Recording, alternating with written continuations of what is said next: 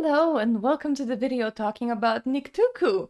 We're gonna be sitting in front of a very simplistic background today because there is very little images provided for Niktuku. I found a couple, but I didn't quite want to use them extensively because it almost confused me what they're supposed to look like.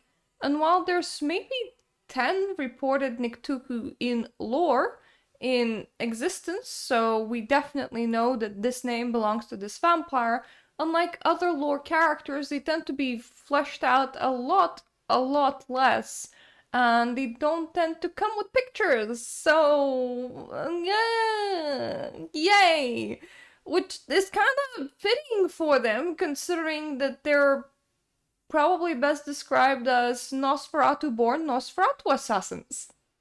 Yay! Their story goes that the original creator for the Nosferatu bloodline has started two separate kind of groups of individuals. And I say bloodline, what I meant to say is Nosferatu clan, so the original leader of the Nosferatu, the original vampire that became the first Nosferatu. His first line was the Nictuku, and it was his children, the vampires that he made, that were bloodbound to him and will listen to him with complete devotion. Anything he says goes. And the second line was started by him, but the person that he embraced was a priestess. There is some guessing that perhaps she was Baba Yaga, which managed to break free of his control and go on to start the Nosferatu as Nosferatu are known in these days.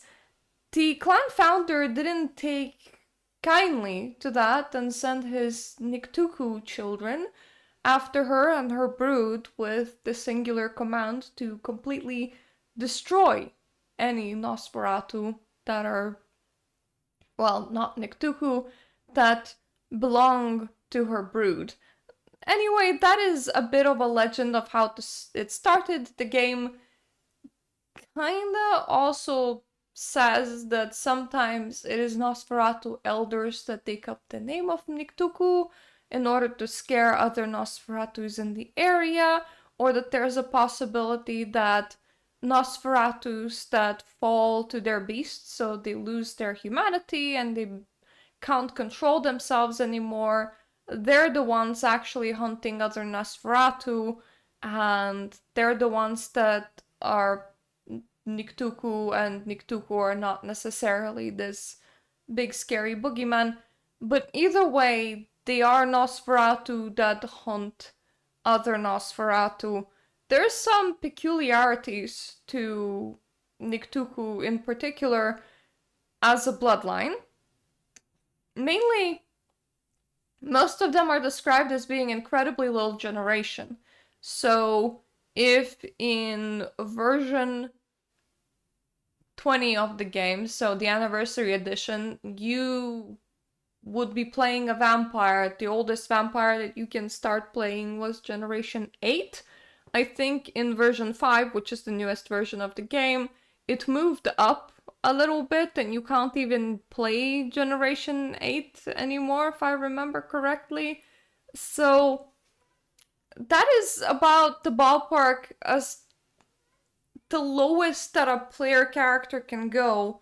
And Niktuku are rumored to all be about generation 4 or thereabouts. And it might be because of how they act and how they behave towards other vampires, because their sole goal is to annihilate all other Nosferatus. They tend to make more Niktuku, make children, but they don't really care about other clans and other vampires. They don't join the vampire society in any way, shape, or form. And if any other vampires come along, they have no issues just eating them and diablerizing them and performing a diablerie, which is kind of like when you consume another vampire's soul. You through completely draining them dry of blood, then the soul comes out. It's a weird process.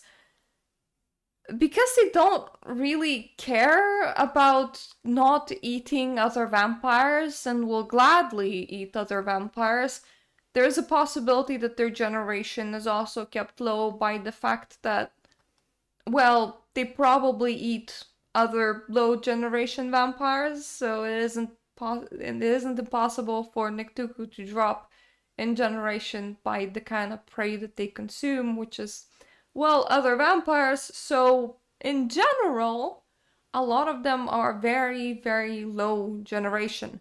They also don't really care for humans all that much. There are rumors that because they're so low generation, they can't really gain sustenance from eating humans.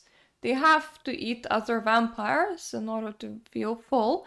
And the way that you can make that sustainable is by either kidnapping a lot of vampires or making younger vampires and having them sustain you, but then you need humans to sustain them.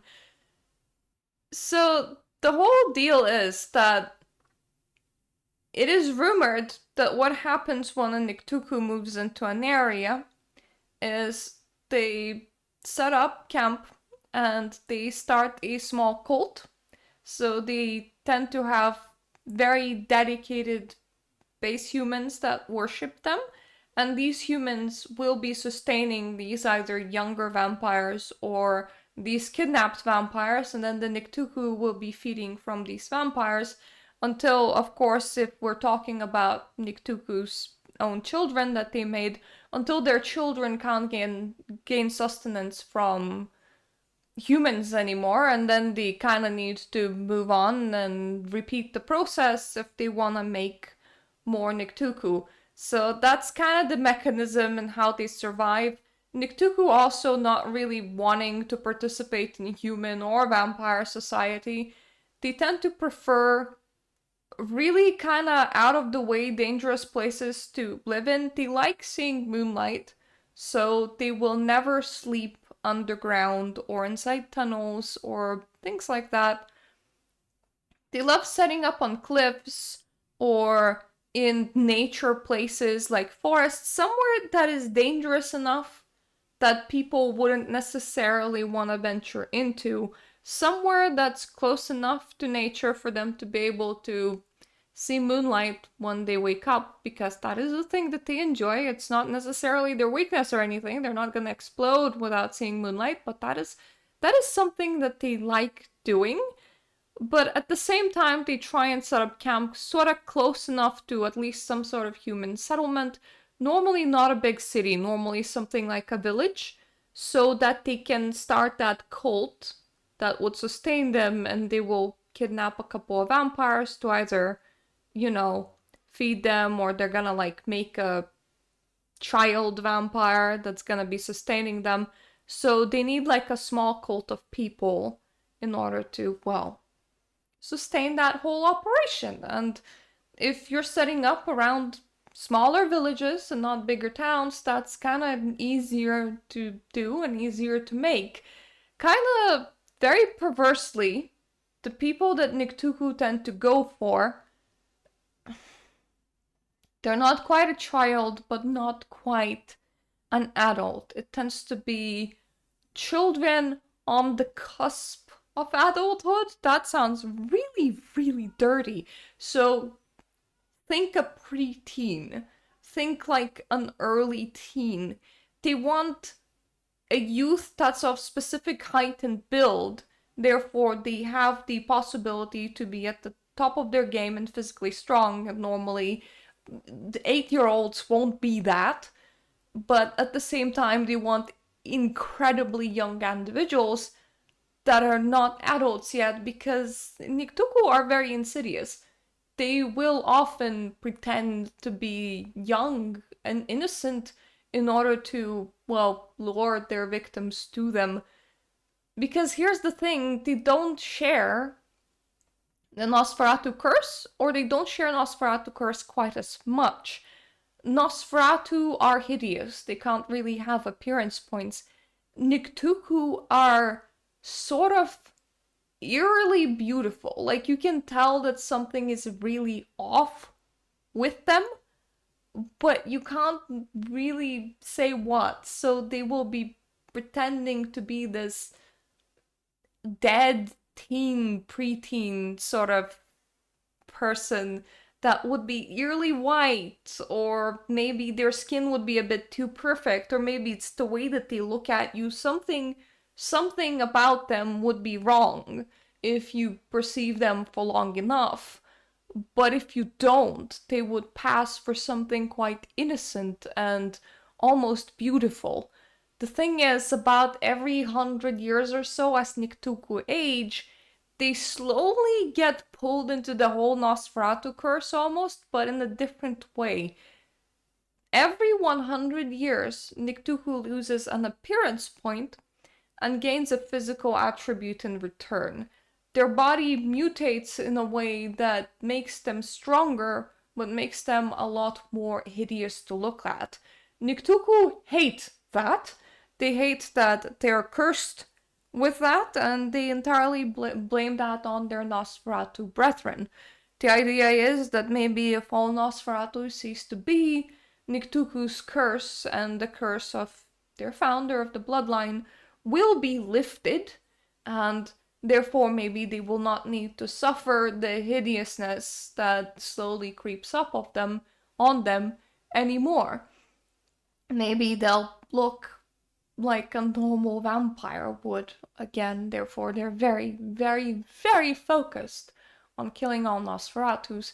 At the same time, Nosferatus, while some believe Niktuku to only be an urban legend or something that young Nosferatus are threatened by, a lot of Nosferatu way of life is effectively the way that it is to protect against Niktuku. Niktuku don't like to be underground. They don't like to sleep in sewers or anywhere that they can't directly see moonlight. So what did Nosferatu do? They dug down. They established their warrens, their communities, their groups inside sewer networks, inside drain pipes, effectively inside caves, inside tunnels, inside elaborate big systems that are under the ground. Plus, it being under the ground, it makes it for an easily defendable point. So it won't be too uncommon for a Nosferatu's Haven or multiple Nosferatu's Haven, because a lot of Nosferatu will also communally live for safety, to feature traps leading to their haven and to feature things like mounted machine guns just looking directly at the entrances, so that if there's ever a Niktuku attack, they're prepared for it, they're prepared to defend themselves. A lot of their need for information and the requirement to establish an information network and to share information between one another at all times, and therefore their establishment of Shreknet, which was a vampire internet fairly briefly, also came from the necessity of needing to stay on top and needing to stay informed about the possible Niktuku sighting. Therefore, a lot of what Nosferatu are have been born out of this fear of this very specific boogeyman that is there only to hunt them, and that is like having a one single-minded direction where they are there in order to exterminate you and in order to exterminate your clan. They're not there for any other reason or purpose. Now, for the abilities, Niktuku have Auspex, Celerity, and Potence. So they're very well set up specifically for, well, Nosferatu hunting. Celerity is the ability to move fast, Potence is the ability to hit supernaturally hard, and Auspex allows you to see the unseen. What does Nosferatu have? Oh yeah, Obfuscate. What does Obfuscate do? It's a supernatural ability to go invisible. Auspex directly counters that. You can use Auspex in order to see through Obfuscate. Therefore, Niktuku are very well set up in order to hunt and exterminate Nosferatu, and Nosferatu do their way of life, do majority of their living the way that they do because of Niktuku existing and because Niktuku being a problem. I would say that this is not a bloodline that you would ever play. Just the sheer fact that it is such a low generation that you could play like a generation 5 or 6 vampire, even like generation 4 vampire technically, means that it will never really feature in a game as a playable character. The fact that their purpose is so incredibly singular. You are an assassin focused on nothing else but assassinating other Nosferatu, also makes them for a very one-sided and uninteresting player character. You wouldn't incorporate that into a group, you wouldn't incorporate that into a coterie, into a gang, into any sort of gathering, because they don't gather with other vampires, they merely eat other vampires, which doesn't make them very social and doesn't make them very playable. That being said, if you're a storyteller, especially if you have Nosferatus in your game, you can scare people with a Niktuku. Niktuku can be the big bad, unlike what was it called in Chalice Atter that didn't like have a lot of blurbs about them. Niktuku have enough written about them that you know what they're about, that you know why they do what they do, you know how they regularly look like, you know what they would function, how they would function around the society. You know that when they show up in your area it's bad news, but you also know how to represent that to your players. Maybe that there's suddenly vampires going missing, maybe that there's whispers of like this weird religious group happening in this like tiny little secluded village. Maybe like Nosferatus are more on edge, that sort of thing. They are very well set up to be a pretty good boogeyman, not so much a playable character. There is a lore sheet that you can get for Niktuku, which is if you're Nosferatu, you can specialize in Niktuku effectively. At level 1 in the lore sheet, you can sort of determine whether a crime was committed by Niktuku or by some other circumstance. So if you're feeling paranoid that a Niktuku might be in the area and, well, vampires are going missing and like you're finding dead humans, or some vampires have met the final death and you think it was through diablerie or something like that, you can use that point in lore sheet to be like, is it Niktuku? Is it not Niktuku? At level 2, you have more lore knowledge about Niktuku, so when you're doing an investigation roll for investigating for Niktuku, you get a plus dice. Whether you're using occult or investigation, doesn't matter. If you're investigating something about Niktuku, you get plus 2 dice to that roll. At level 3, in order to contest against Auspex and their ability to see you, this doesn't really matter if you're playing against Niktuku or playing against any other vampire that might see you using Auspex. You can add plus 2 dice to your obfuscate roll, therefore kind of leveling up your ability to stay invisible, but you can only use this like once per session, so it is quote-unquote OP, but like its usage is fairly specific. It's once per session, and you do need to spend enough points to level your lore sheet up to level 3. At level 4, this is quite an interesting one, because it's both a bonus and a minus. Your research on Niktuku has actually attracted Niktuku attention, so at level 4 you gain an adversary of 4 dots. They're very threatening, they're very hard to throw off. They are an actual menace and they are an actual threat to you. But you also get 4 dots to spend on your haven to, well, yep, I think it was, equal number of points on haven merits related to the added security measures to counter your adversary. And once per story, you can permanently sacrifice up to 3 dots in backgrounds to make a clean getaway at the storyteller's discretion. So this can be your haven protection. So if you're in your haven and you've installed your security systems and you saw Nictuku, you can like blow up your dynamite and unleash your machine guns, which obviously is gonna leave them out of ammo and you're gonna be left with a lot of damage to your haven, but you can run away with that. But also, as backgrounds don't specify, some backgrounds are things like money or herd, which is people that you feed from. In this case, you would be pushing like 100 people in front of this vampire in order to just run away. Like, ha, while you kill your way through this crowd, I'm so getting away.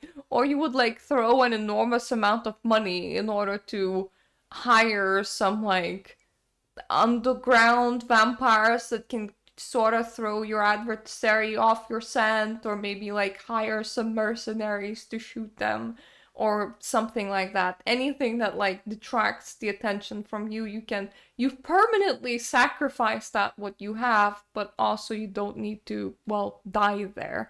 And then at 5 points, which means that you need to climb over the uncomfortable 4-point barrier, you get hunted becomes hunter. You gain the specialization of brawl for vampires specifically, and may add an additional +2 dice roll to all contested rolls against cannibalistic vampires, diablerists, blood leeches, and the like. Anyone that's trying to attack and eat you, you have that extra dice rolls to fight them. And the idea is that by this point, you have been fighting Nictukus for so long that you're great at fighting vampires, actually. You're very used to that danger and you know how to defend yourself. It's a pretty cool lore sheet. Number 4 definitely puts some heat on it. But maybe number 5 is sort of worth it. It kind of depends on the kind of campaign that you're running. And this would be it, because this bloodline is mostly there just to be a bad guy. But it is a fleshed out bad guy bloodline, so they are sort of interesting. Thank you so much for watching. Thank you so much for my Patreon supporters that allow me to make videos such as these. And I hope I'm gonna see you on my other videos, maybe with a tiny bit more clothes on, depending on the weather. It's been pretty shit, and it's predicted to be pretty shit for like 5 days in a row. It's one long heat wave, and I hate heat more than I hate cold. But thankfully, I have quite a few clothes that barely count as clothes, but it kind of feels a little bit indecent.